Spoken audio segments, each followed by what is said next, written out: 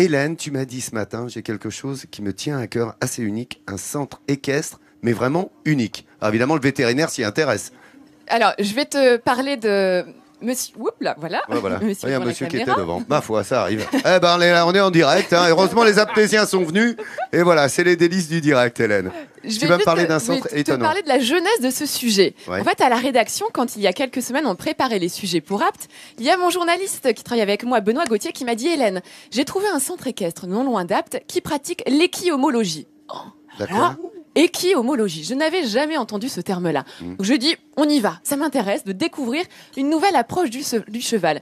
Eh bien, vous allez voir, on va partir à Mazan, non loin d'ici, dans ce centre équestre. Et cette approche, cette équihomologie, c'est en fait reprendre les fondations communes entre le cheval et nous, c'est-à-dire l'instinct animal, pour communiquer finalement d'animal à animal. Vous allez comprendre. Regardez. Mazan, dans la Drôme provençale, à quelques kilomètres d'Apt. Dans ce décor idyllique, au milieu des vignes et au pied du mont Ventoux, on pratique l'équitation. Tu fais attention que tes rênes, tu vois là, si elles sont pendues d'un côté, ça va tirer plus à droite ou plus à gauche. Donc du coup, tu vas aussi induire qu'ils partent. Donc mets-les bien centrales. Un centre équestre de 40 chevaux en apparence classique. Cependant, la méthode de travail enseignée ici est pour le moins originale. Ce matin, Daniel monte à cru, sans selle, un cheval à qui il a bandé les yeux. On va tourner un petit peu là. Oui, c'est très bien, garçon. Dans ce centre qu'il a créé il y a 13 ans, Daniel enseigne l'équihomologie, l'art de communiquer autrement avec les chevaux. Oui, c'est très bien. L'équihomologie, c'est la science qui permet de communiquer avec le cheval. Ou si on veut résumer, c'est l'art de communiquer avec le cheval en s'approchant le plus possible de son langage, c'est-à-dire en utilisant le langage non verbal. Voilà. C'est son passé sur les champs de course et ses années d'expérience dans le monde de la communication qui lui ont donné l'idée de ce projet. L'objectif, c'est déjà apprendre au cavalier à baisser son taux de stress et à écouter plus cette relation et à parler plus avec son corps, moins avec sa tête. Et ce travail commence dès le plus jeune âge, ici avec un poulain d'à peine 5 mois. C'est par le toucher que Daniel tente de mettre en confiance les équidés. Nous avons depuis des millénaires un rapport de prédateur et animal de proie.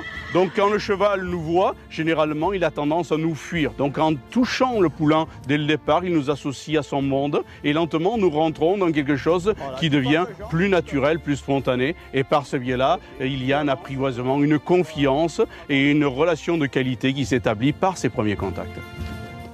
Sauter à la corde, jouer au ballon ou encore grimper sur le dos de la monture, Daniel habitue très tôt le poulain au contact avec les êtres humains. L'objectif, c'est de l'habituer, déjà tout petit, à ce qu'il y ait plein de choses qui bougent. Et plutôt que d'avoir son instinct de survie qui va lui amener une réaction pour fuir ce qui va juger comme une agression, lui apprendre à normaliser et à banaliser toutes ces actions. On diminue le nombre d'accidents, le nombre de problématiques qui sont liées à son stress et à ses pulsions instinctives naturelles. Chaque semaine, Daniel reçoit un ancien cavalier ayant un mauvais souvenir de sa dernière montée, le plus souvent une chute. Aujourd'hui, c'est Marion qui n'est pas montée à cheval depuis 28 ans. Toujours tu plies tes genoux, tu gardes un maximum de flexion au niveau des genoux. Ce sont des amis qui m'ont dit « Marion, il faut vraiment que tu viennes voir ce centre équestre, il travaille très différemment et ça va te plaire pour reprendre le cheval. » Voilà. Si tu veux monter autrement, différemment, viens là. Soit tu tiens l'épaule pour pas qu'il vienne, soit tu joues sur la fesse, voilà. Là, tu... Exactement. Ok, voilà, c'est très bien.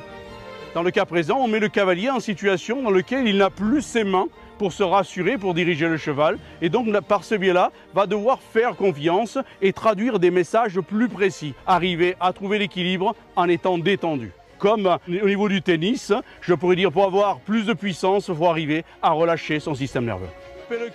Marion, elle, découvre une pratique dans laquelle le plaisir reprend ses droits. Et tu le remercies. Ce qui est superbe avec la méthode ici, c'est que non seulement on passe un moment exceptionnel à communiquer, mais on apprend beaucoup de choses sur soi, sur ses propres limites. Et on ressent très bien le côté miroir, c'est-à-dire dans l'état dans lequel je suis. Si moi je suis stressée et coincée, il va être un peu désorienté. Et si moi je commence à me relâcher, à être plus claire dans mes intentions, et ben il va tout de suite beaucoup mieux comprendre ce que je lui demande. De son côté, Mathilde travaille avec les enfants. Et si on dit souvent de ne pas s'agiter et d'éviter les gestes brusques avec les poneys, ici c'est tout le contraire. Faire de la corde à sauter, jouer au ballon avec eux ou encore passer sous le cheval, les enfants ont plutôt l'air d'être dans une cour de récré. L'idée, c'est d'apporter plus de confiance et de sécurité. Ça habitue nos poneys à avoir du monde et du mouvement autour d'eux de manière un petit peu étrange. Et du coup, lorsqu'on est dans une situation pédagogique, ça permet d'avoir plus de sécurité, quoi. Un poney qui ne serait pas habitué pourrait réagir soit en partant, soit en tapant ou en tout cas en réagissant corporellement, en faisant tomber ou bousculant l'enfant. Les ados, eux, prennent beaucoup de plaisir lors des jeux organisés. Pour eux, c'est une chance de fréquenter un centre équestre comme celui-ci. C'est une autre façon de faire du cheval. Nous, ici, on tombe, on n'a pas peur, quoi. On sait qu'on n'aura jamais de problème avec eux, qu'on peut faire tout et n'importe quoi. Ça, il n'y a pas de problème. J'ai vraiment l'impression d'avoir de la chance d'être dans un centre équestre unique. Oh, petit. Unique, ce club d'équitation l'est aussi par son cadre extraordinaire. Les fins de journée sont propices aux chevauchées sauvages, accrues, sans selle, au milieu des vignes. Monter à cru, c'est super, mais alors le faire dans un cadre comme celui-ci, c'est vraiment génial, quoi. Un environnement digne des plus beaux coins de France, une terre de Provence au charme inégalable. Jean-Sébastien, regarde, j'ai trouvé ma monture pour partir dans le Colorado provençal. Dis donc. Moi aussi, je vais pouvoir jouer au cow-boy. Ça me rappelle Polly. Cela dit, Polly. Tu vas me dire, c'est bon, Hélène, t'es venue avec un petit poulain, c'est facile de venir avec un poulain ou un poney sur un plateau.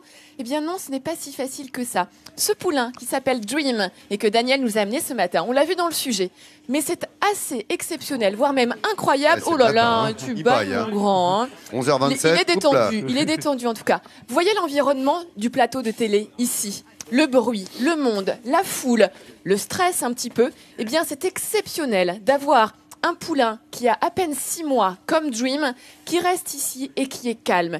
Eh bien, tout ça, Daniel l'obtient grâce à l'équiomologie. Et c'est exceptionnel en France et à l'international d'avoir ce poulain ici. Alors, pour vous dire, hein, Daniel, vous avez travaillé ce poulain dès son plus jeune âge, en fait. Hein. Dès le moment où il est sorti du ventre de sa maman, j'étais là pour l'accueillir en même temps que sa maman. Vous l'avez recueilli, quoi, en fait. Hein, voilà, il est tombé... Je l'ai recueilli, il était sur le sol. Avec sa maman, j'ai aidé à enlever le placenta et j'ai commencé à le toucher pour qu'il prenne contact avec moi immédiatement. Hein. Et alors, grâce à ça, vous avez permis de briser un petit peu cette bulle émotionnelle, cette bulle des protections que tous les animaux, hein, que ce soit nous, même en tant qu'humains, nous avons autour de nous. Vous savez, les chevaux, qui sont depuis des millénaires des proies, alors que nous sommes des prédateurs, n'acceptent pas normalement que l'on s'approche de trop. Eh bien, lui, Dream, regardez, on peut le toucher partout, même les endroits les plus sensibles chez un cheval. Là, en dessous. Je vais en dessous, je passe derrière, au niveau de ses fesses. Je peux aller le caresser au niveau du genou, au niveau des sabots. Il ne manifeste aucune réaction de fuite. Tu veux dire, Hélène, qu'un autre cheval s'enfuirait ou alors, un autre cheval pourrait avoir des réactions de fuite, des réactions de peur, pour essayer de me mordre, pour essayer de botter.